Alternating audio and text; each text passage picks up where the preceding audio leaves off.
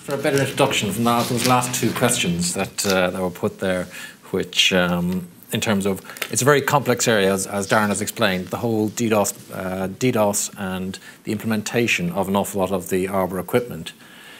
You really want people within your own organization who are familiar and up to date and deal with this the whole time, because it is an ever-evolving, ever-changing attack vectors and how the botnets are attacking your networks. So if you don't have those internal people, you may wish to, and you don't want to go for the capital expenditure of the Arbor networks equipment, you may very well like to talk to somebody like a managed service provider, which coincidentally is what we are. My name is Senan Largey. I work for a company called Adversor. We are a managed service provider, which means that, as I said, if you don't want to buy the actual equipment yourself and run it yourself and have people up to date with trained the whole time, we work with you. We also work with you for your individual needs or individual requirements.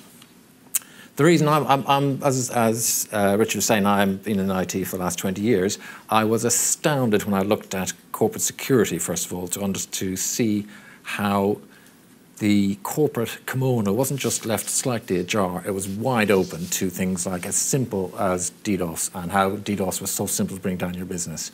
I'll talk a bit about that later on. The promise I'm going to give you now, which I'll run through quickly, I was going to be 10, 20, 30, but I couldn't quite do the 30. The promise is 10 slides, 20 minutes, and nothing smaller than 24 points on the page, except for slide 9, which I will cover off in a second. It was going to be 10, 20, 30, but I couldn't quite figure everything on. Some of you may notice a picture of Paul in his early years before he got into security and cybersecurity. A lot of people who haven't had an attack don't necessarily understand what happens when an attack happens. First of all, within your IT organization, if you're selling something or if you have an online presence, if you're lucky, your customers will call in and tell you. That's if you're lucky, after about an hour. In the first instance, your IT help desk will go down because internal people will ask, my applications have slowed down, I don't have access to bandwidth, I can't send emails out. If you're working on voice over IP, you won't be able to make telephone calls. Staff will be unproductive. You won't know necessarily what's going on, and you will have very, very unproductive people in the whole organisation. To mitigate, we talked earlier on about DDoS, the different types of DDoS. Just like DDoS, the mitigation means different things to different people. Mitigation for some people, you need to understand when you're buying a mitigation service, you need to understand that your carrier or the provider of your mitigation services means the same thing that you do. So what your provider means by a DDoS service, blackholing for some people is a way of mitigating a DDoS attack. So effectively what a DDoS attack is, you will have a large amount of traffic coming to your site. Blackholing is simply a way of putting into an IP address which is in a black hole and getting rid of all that traffic. Within that traffic, it's quite possible and quite probable you will have your own customers looking for services, trying to buy goods and services. They will all go into a black hole and you won't see them again. Some customers, with one particular telco on the far side of the world, advertises a DDoS service, which effectively is an IP blackholing. So you won't see any. It'll end your attack, but it won't solve your problem, which is keeping your services up to date. Another way is whitelists, which means that you will be able to look at all your existing customers and only let them through, which means that you will not get any other customers who may well be trying to get some of your services. Rate limiting does exactly what the DDoS provider wants you to do. It is cutting back on the services that are allowed, that customers trying to get onto your site, it'll cut them back and will restrict access to your site, which is exactly what a DDoS attack is all about. You could throw more bandwidth at it, which is what some providers do, but that gets into a war with the botnet providers. As we saw earlier on in the slides, it is very easy to rent bandwidth and botnets with SLAs. So as soon as you throw more bandwidth at it, they'll just throw a higher attack vector at it. There is a very large content delivery network provider. which will say they have 75,000 routers around the world. So do you know what? If you want to attack us, bring it on. We'll take care of it. 200 gigs, we'll cope with that. However, having said that, 5% of their routers are under attack the whole time. If you share in a data center a server which is part of that content delivery network's server base, and you are sitting on the same server in a data center or in the cloud, you may very well get taken out by an attack which was not delivered to you, but was delivered against somebody else, but you were periphery damage or collateral damage, as the phrase goes. So just make sure that when you're buying a DDoS service, that it is a proper DDoS service. You can say that you have a car. Not all cars are the same. If you're going to buy a Mini, you can say you have a car, but if you're going to use that Mini for going across rough terrain and mountains, I think you'll probably find very quickly that it probably doesn't work. The US Chamber, a couple of examples of people who have been taken out. US Chamber of Commerce were attacked with quite a large attack. Their service provider fell over effectively, couldn't deal with the attack. They relocated it to Rackspace for other new hosting providers, and the US Chamber of Commerce was continued to be attacked, and people on the Rackspace net or who share the servers with Rackspace were taken out by the fact that they were attacking the US Chamber of Commerce, but they share the infrastructure, and therefore they were taken out. So that's something you need to understand. Sony, as was talked about earlier on, a very good example of an attack which was a diversionary attack. So they started the DDoS attack, and meanwhile, whilst the people were defending the attack at the front line, they were around the back doing taking out all the data. The other interesting thing about Sony, I think, was it cost £130 million they've booked in their accounts for this financial year to deal with the aftermath of that attack. And that it's not just to reboot all the systems in terms of the people that it cost and the time, is to pay back a lot of the customers and then fines as well for the damage after the DDoS attack. So it is quite expensive. TK Maxx had exactly the same problem. It's going back 2 or 3 years now, but TK Maxx had exactly the same. They had a DDoS attack after which an awful lot of data was stolen, credit cards, and they had multiple fines from various different organizations for not looking after that data. Dixons, Barclays before this Christmas had a DDoS attack which took out all their PDQ machines 4 weeks before Christmas, which means that if you're a merchant from a specific time between, I think it was 2 and 4, something like that, on a Saturday coming up to Christmas, no PDQ machines worked if you're on the Barclays network. That cost Barclays a lot of money. And Rabobank is continually DDoSed, and that's very, very much in the news. Just because it just doesn't happen to large organizations. If you're a smaller organization with no real big public profile, you might think you get away with it. 2 of our most recent customers are hairdressers. A hairdresser who was being DOSed for some particular reason. I'm not entirely sure where he cut somebody's hair slightly out of place, but you would not think they were a target. Very small hairdressers, a florist, also Ringtones company, which was our latest customer as of last week. When I was in Cisco, there was a financial journalist asked John Chambers what kept them awake at night. And I think his name was Chuck, actually.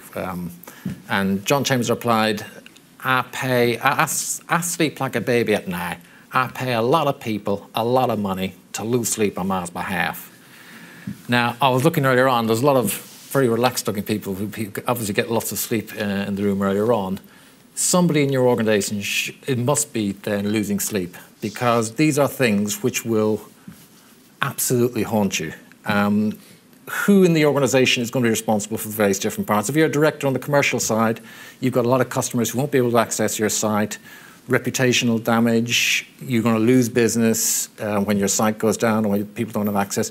IT director, you will need a telephone directory down the back of your pants if you need to go in to talk to your CEO about why all your systems are down.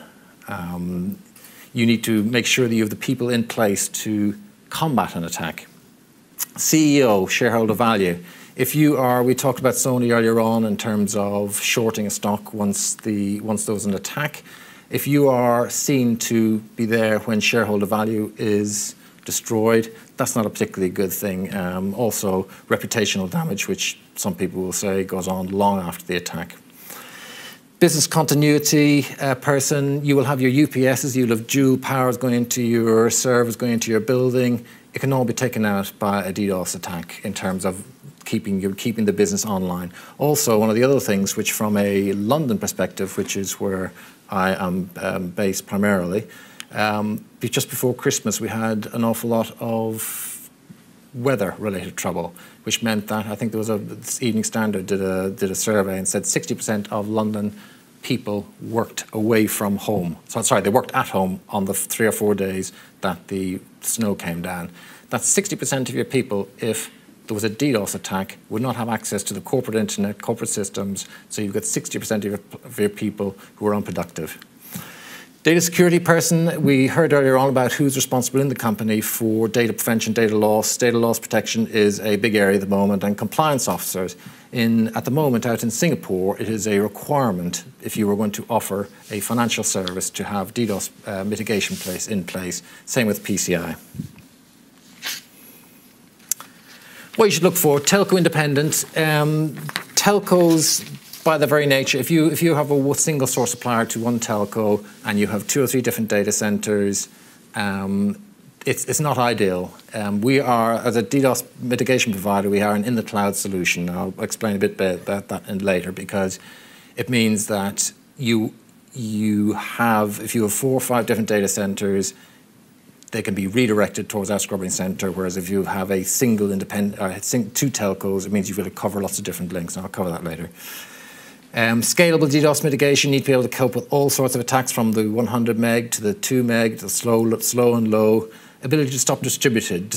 Distributed attacks come from, at the moment, primarily Eastern Europe and somewhat out of China, and you'll be able to stop and distribute the multiple attack measures. There was a lovely phrase that Richard used earlier on about ceteris paribus, all things being equal. Nothing is equal in botnet attacks. They change the whole time, and you need to be able to keep up with the countermeasures. It needs a very sophisticated people and technologies in place to keep up with those. Comprehensive reporting. After the attack, you need to understand where the attack vectors came from, who, if you can, who was involved with them, the length of time the attack took, and the size of it. We also, I'll cover that in the next slide actually, industry track record. You need to understand and make sure that the people who are dealing with your DDoS attack and the vendors have a good comprehensive track record. Smart European folk, some of the MSSPs or the security providers are US based. If there's a particular problem and you're trying to get hold of somebody in the eastern side of the US that is out of kilter with your time, you need to speak to somebody, one of the senior guys. Unless they're on the European time, the probability is you're only catch them in bed, and you won't hear from them for another 8 hours, which isn't very good in terms of a DDoS attack. A very small bit about Adversor. We are telco independent, so we are in the cloud. We're not attached to a telco's infrastructure. We are in the cloud. We work with telcos because we're specialized and focused on DDoS mitigation. Resilience, we have 2 POPs at the moment, which means that if one POP goes down, we still have the ability to scrub and keep your traffic, keep you in business during an attack. Monitoring and detection on the same platform is quite important. It's like talking 2 different languages. If you are monitoring your customer's site and then you have to mitigate, it is like, as long as they're in the same platform, you can still talk to each other. If there's 2 different platforms, it makes far less sense. Some DDoS mitigation providers use end-of-life Cisco equipment, which we don't believe is fit for purpose. We are primarily focused on a managed service. We don't do overage charges, which I won't go into in great detail, but it means if you've got if you have a 50 gig attack and you're only covered for 10 gig on a particular way that they charge for it, you're going to get hit for a bigger bill. You need to understand and make sure that that's not the case. We do comprehensive mitigation. We're not subject to the Patriot Act, so sometimes the scrubbing centres of some of the managed service providers won't be in the UK or won't be in Europe.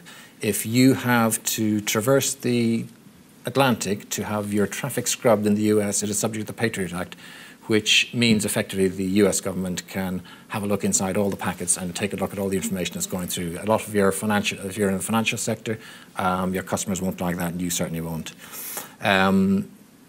We don't send customer traffic learning centers. We monitor your traffic and learn continually about what your specific traffic is all about, what it looks like, and that way we can spot anomalies very, very quickly. We have bespoke customer for your traffic, so you will have your own portal into your own traffic. This is, we believe, quite important for a number of things. First of all, not only does it give you the visibility of any DDoS attack that might happen at the same time we do, but it also means that you can have management reports with additional information like what are my most popular applications. It's not related to DDoS, but it can give you additional information that your management team will probably be very interested in, like my most popular application. If it's Facebook, that's probably not a great thing from a corporate perspective. It can also tell you if there are machines within your network responding to a command and control center. So because we work very closely with Arbor, we know where an awful lot of the command and control botnet masters are. So if there's a response from machines within your network heading to that IP address, we'll be able to tell you that, you know what, you need to have a look at your internal machines because there is a compromised machine in there almost certainly. Tier 1 peering, we're peered in the UK, in London, with Global Switch and Level 3. We do with SME and upwards, small, medium-sized enterprise and upwards, as we saw earlier on. There are no limits to the size, both big and small, of companies that can be hit and brought down with a DDoS attack. It is all about people, platforms, and smarts. It's not just about the Arbor platform, which is, as we said earlier on, 90% of the telcos in the world use them. It's also about the people and how you use those. Going back to the earlier slide, DDoS mitigation is make sure you know and understand what the DDoS mitigation is. You can say you have a DDoS mitigation service, but sometimes it might be going out in a tornado with an umbrella. You can say you have it, but I'm not too sure it's going to do much good if it's not the right type. So in terms of a quick summary, DDoS, it is a grave and present danger. I know Paul's presentation earlier on probably gave a better feel for that, but it is an absolute threat. And if you get anything out of the day, take my word for it, DDoS is there, and it will be impacting your business in the not too distant future if it hasn't already.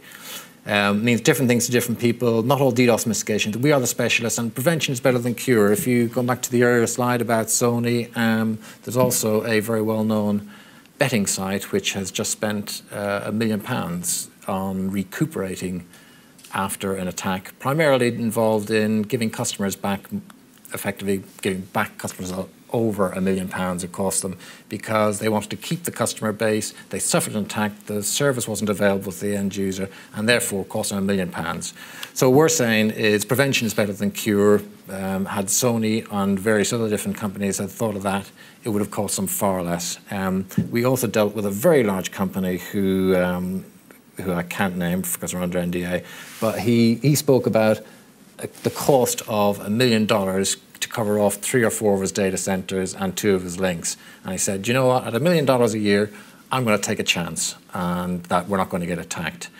But when we went to talk to him and gave him the managed service provider solution that we were putting together, he looked at it and he said, well, I can't afford not to take that solution because the risk versus reward it makes far more sense in that way. That's my last slide now. I did, because there are 10 slides, and I don't want to have anybody pick me up and say, you did 11 slides. That was going to be my last slide, because the next, that's me done. And if there's any more information that you need, please do send me an email. There's also frequently asked questions out on the stand outside. So if you want some background information about questions you may or should ask, or things you should be aware about, they are covered in the FAQs, I think. I'll switch it on too, because that's just additional slides that I had, and hand over to... If you leave that there, I think we're going to be joined by Lee. But just before we are, sure. Any questions for